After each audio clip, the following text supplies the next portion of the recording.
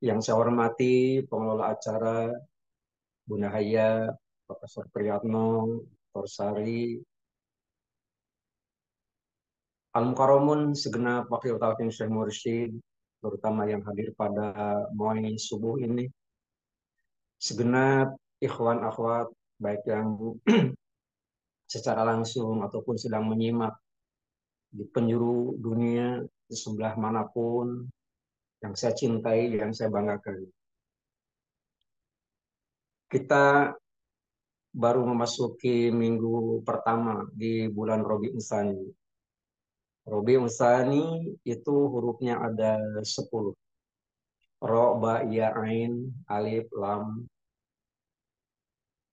sa, alif, nun, dan iya. Huruf yang kedua adalah huruf ba. Huruf ba di dalam kitab Fadailus Syuhur itu dimaknai sebagai birrul walidain.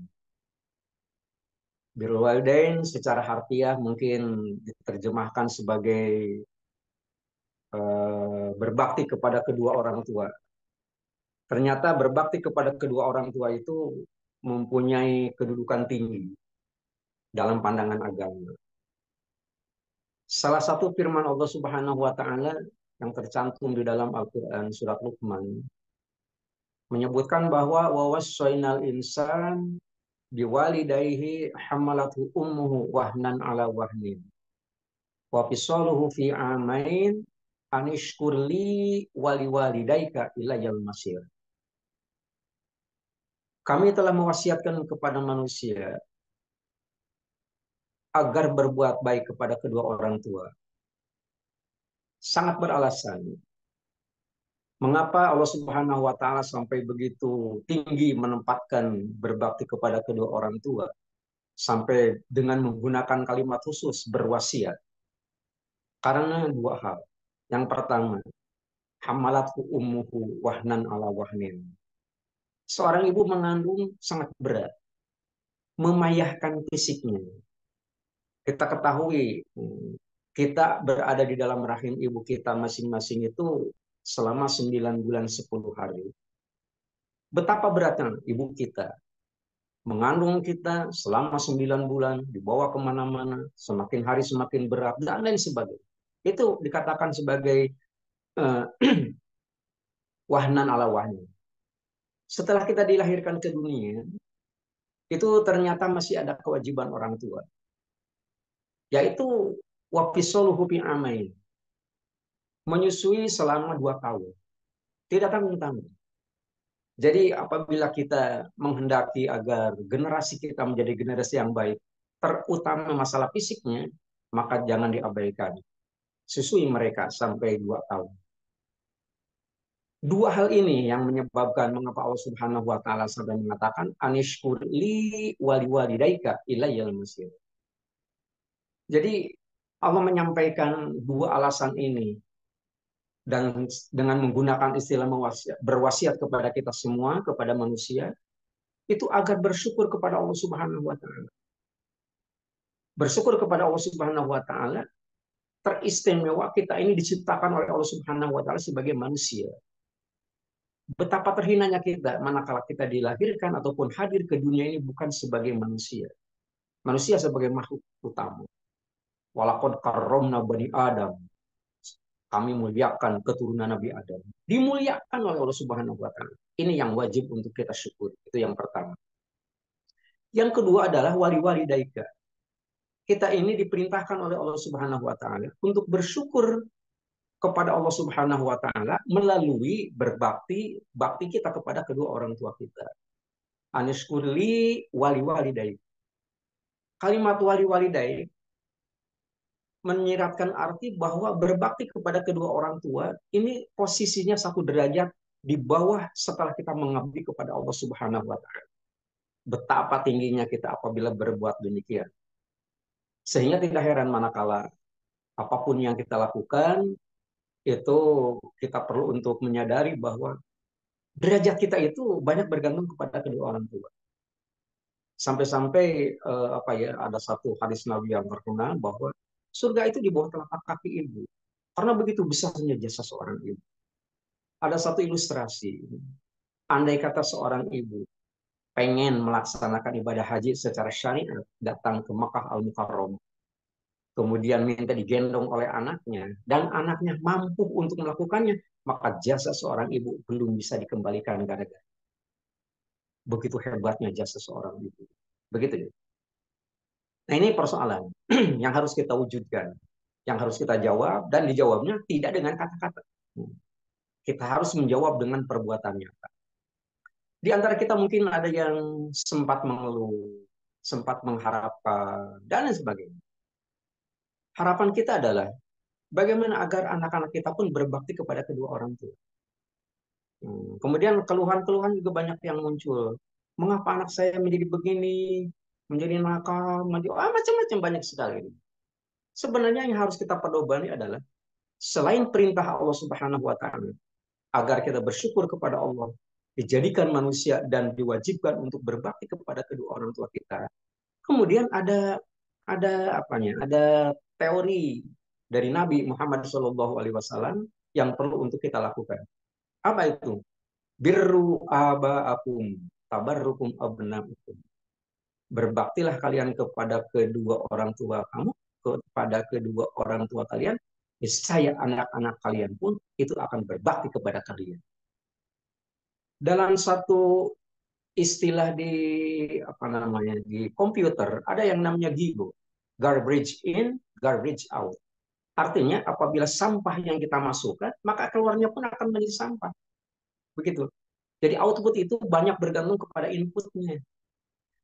Jangan sekali-kali kita sangat mengharapkan anak berbakti kepada kita sebagai orang tua. Kalau kita sendiri tidak berbakti kepada kedua orang tua kita masing-masing. Jadi ada semacam apa ya?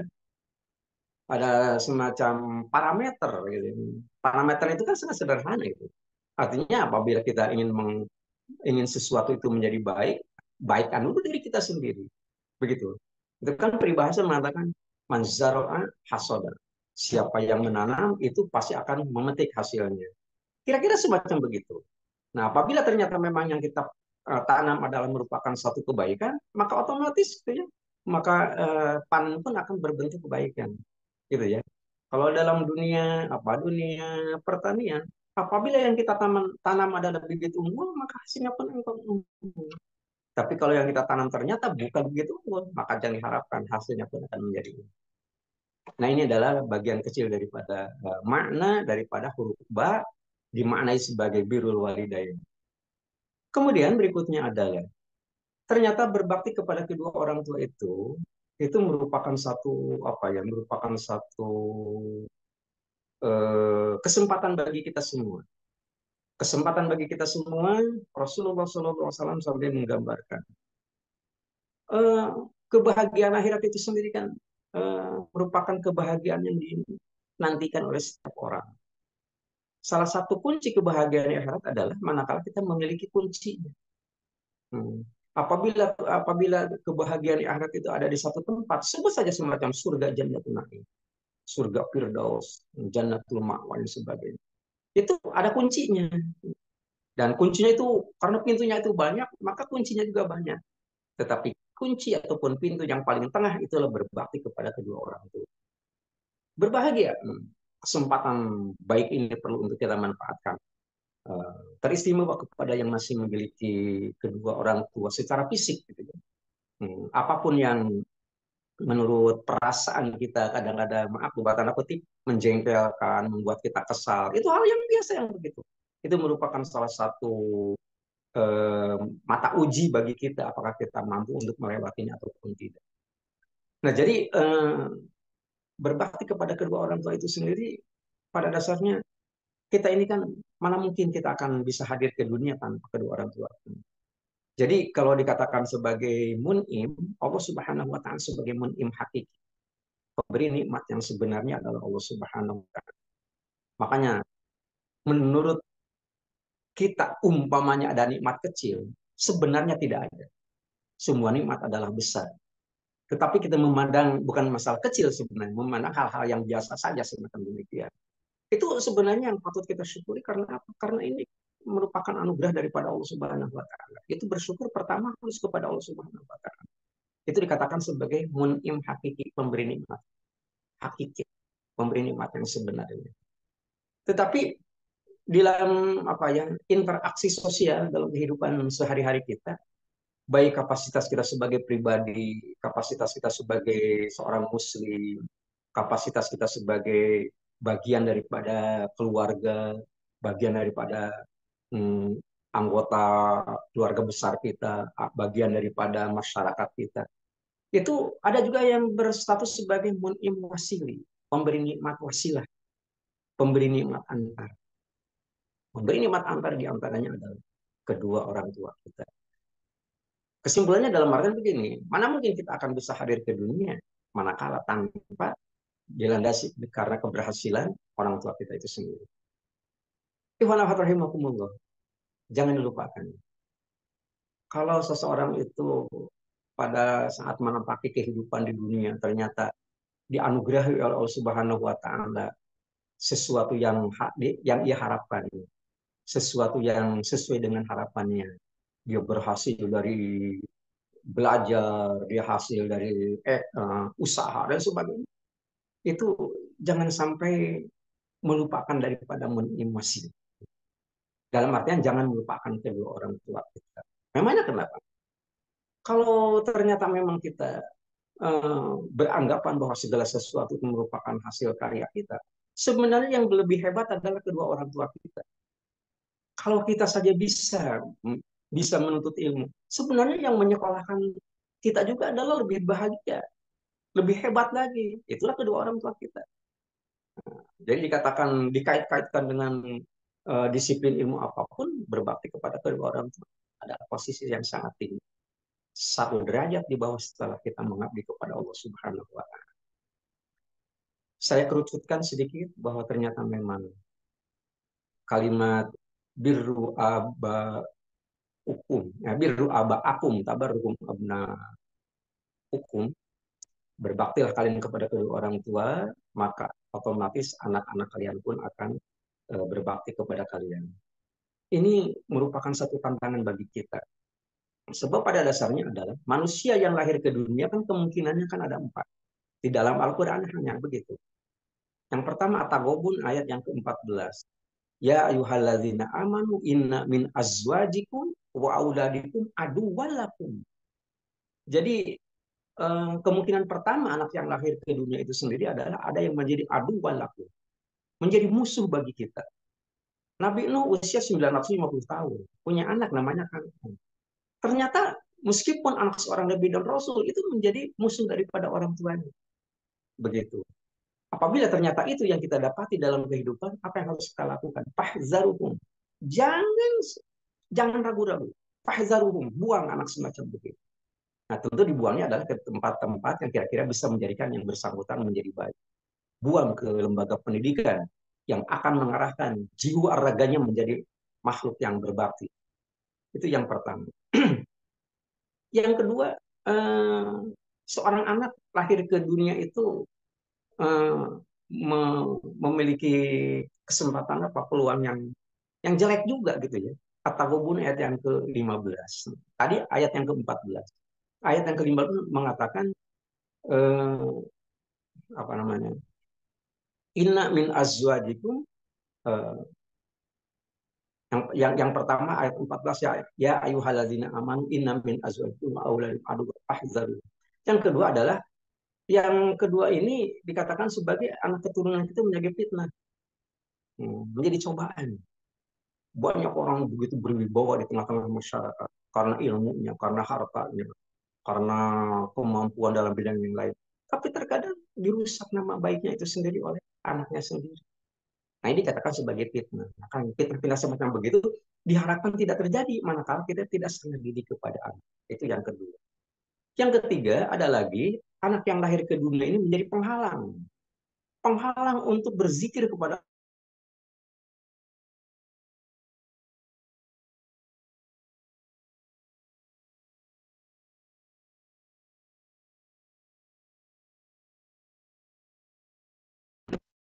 jangan kau jadikan harta kekayaan dan anak keturunan itu sebagai penghalang untuk berzikir kepada Allah Subhanahu wa taala. Dan jangan gara-gara umpamanya kita ngurus anak sampai kita lupa untuk berzikir kepada Allah. Itu adalah merupakan salah satu hal. Yang kita harapkan, anak itu bisa berbakti kepada kita semua, kemudian karena sudah melihat kita berbakti kepada kedua orang tua, dicantumkan di dalam Al-Quran, surat Al-Furqan ayat yang ke-74 yang sering kita jadikan sebagai doa. Rabbana hablana min azwajina wa dzurriyyatina qurrata a'yun waj'alna lil muttaqina imama. Kita sangat mengharapkan anak keturunan kita menjadi cindur mata belahan hati. Ucapannya menjadi contoh keluarganya, sementara tingkah lakunya menjadi cermin bagi kehidupan masyarakat sekitar. Demikian, mudah-mudahan bermanfaat. Dan mengamini doa paten dari Yang Mulia Penguasa Abad, Allah berkahi semuanya. Allah berkahi segalanya, Allah berkahi selamanya. Dengan korban guru agung Yang Mulia Penguasa Abad, Al-Fatihah. A'udzubillahi minasyaitonirrajim. Bismillahirrahmanirrahim. Alhamdulillahirabbil alamin arrahmanir rahim maliki yaumiddin. Iyyaka na'budu wa iyyaka nasta'in ihdinas siratal mustaqim. Siratal ladzina an'amta 'alaihim ghairil maghdubi 'alaihim waladdallin. Sekian kurang lebihnya mohon maaf. Assalamualaikum warahmatullahi wabarakatuh. Waalaikumsalam warahmatullahi wabarakatuh.